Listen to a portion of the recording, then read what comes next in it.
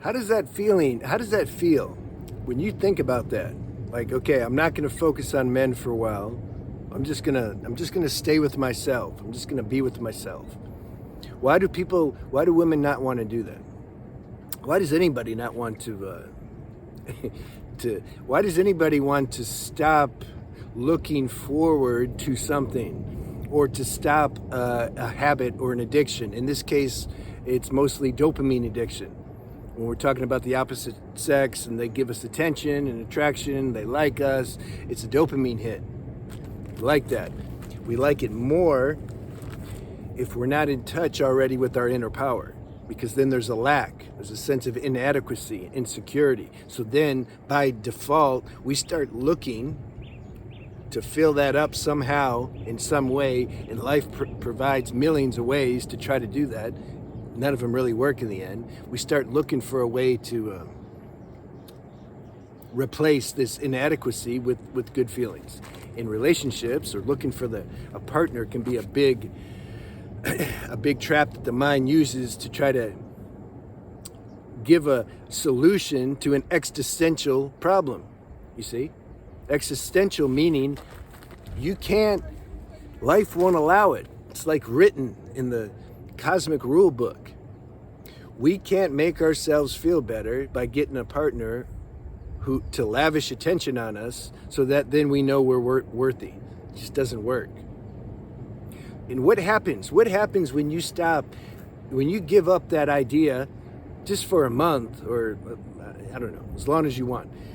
When you stop pursuing that notion that the mind creates to have you like being open to seeing if guys are attracted to you, if they like you. What happens if you stop doing that?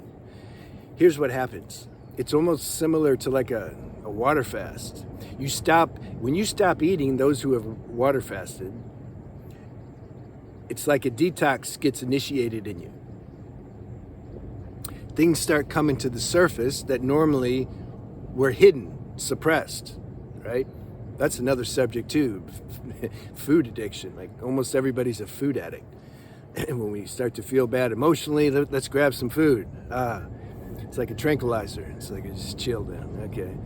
See? But what that does is suppress everything. The same with relationships. People go from one relation, they're love addicts. Go to that 12-step program if you feel to Sex Love Addicts Anonymous. Google it online, go to these Zoom meetings. Mostly all women, actually. And it's about love and emotional addiction and being attracted to guys who aren't available, and just this whole rat race where it's like the women can't stop looking for a guy to fulfill her needs. But her needs are inordinate. They're not true needs. But the mind disguises them and says, no, these are real needs and they have to be met, and I need a guy to do that. And then I'll feel better. And like, no, you won't feel better. You're going into a relationship projecting all this mess onto them, consciously or unconsciously, and that will really come out after you had sex. And then the person's going to like, well, they're probably doing the same thing too. Law of attraction. You're going to attract somebody who's doing the same thing. It'll look nice at first. Something will get high. You get excited. You're like, damn, I found it. I found the elixir. And he'll feel the same way. And then fast forward, turns into hell. Somebody could even die or go to prison because like things happen, get dramatic. So what happens when you just call off the whole search and the whole female-male attraction thing for a little bit? Things start to come to the surface. Your insecurity and inadequacy is going to increase, usually. Like the feelings can become really intense. This is good. You're finally looking at yourself. You're finally like being with yourself. Those feelings, loneliness, insecurity, etc., they need to be transformed. They can't be swept under the carpet because it's like that book, Buried Feelings Alive or something. It's like they keep living, they keep increasing, they keep getting more intense. The more we don't look at something, the more it festers. We got to look at it at some point. How do you look at it? Stop everything externally. Stop looking for any kind of hit. Be aware first that you're doing it. We can't stop something if we're not aware that we're doing it. So be aware that you're trying to use external things or people or situations or jobs or money or addictions to try to mask this inner, entanglement of like just neurotic emotions all stuck together, and then comprises as some general sense of just insecurity. And then you recognize how you try to like fix that. You try to get a fix. That's first step. Then be willing to take some time and just be with yourself and cut these dependencies and addictions and attachments, etc. Then these things will come to the surface. Then you need a healthy lifestyle. Diet, good company, good environment, spiritual practice, preserve your sexual energy.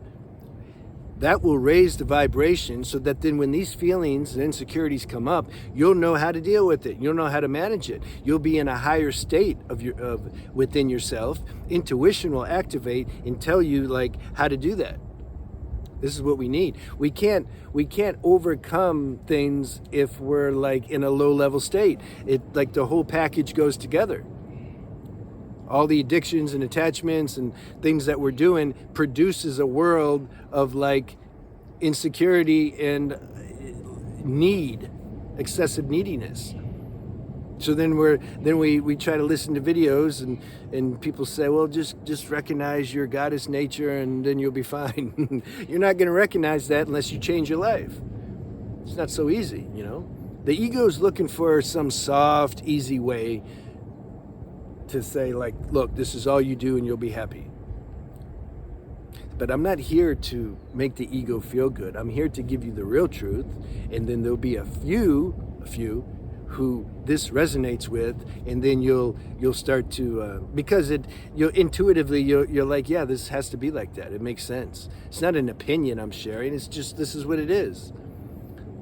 And so then you'll start embarking on this true transformational spiritual journey, and then you'll come into a true confidence and security in yourself.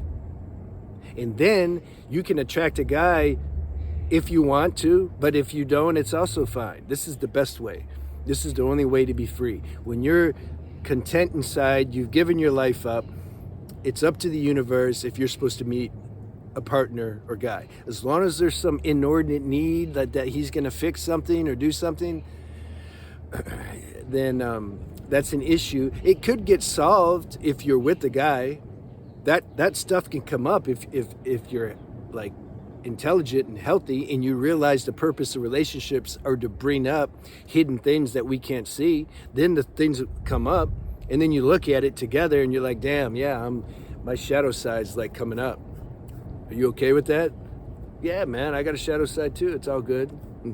Yeah, but I like yelled at you the other day. Oh man, I understand. Like, I'm gonna yell at you soon too, probably. So, can you have that mature level of relationship? Then it can actually be super beneficial. Then you're letting God use this relationship to purify you. This is the highest purpose of relationships. Did I make that video yet? It's on its way, I think. So, leave me any questions you have. I have a couple other channels, Transcending Shadows and Spiritual Renaissance. I get more into this lifestyle change and spiritual practice. That goes in conjunction with everything we're talking about here. I needed power. I dealt with all these same things I'm talking about. It doesn't matter, man, woman. I dealt with all these same things. So I'm trying to share a roadmap that can give you some real inner freedom. This is what you want. You don't want to have a false dependence on men or anything else.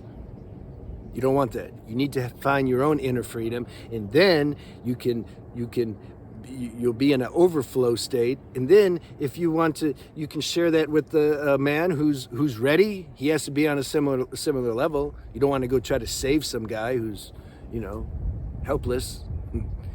So you'll meet somebody who's on a similar level with you, and then you'll just share from this higher place with each other. That's fun. Or you may not even have any desire for a relationship. Or you just may not be thinking about it. It's like, it's up to God. God gives me somebody, okay. If he doesn't, okay. You're not hungry for one, nor are you so resentful toward men that you're like, I'm not messing with them anymore. You're balanced. This is what I'm pointing to. All right. See you.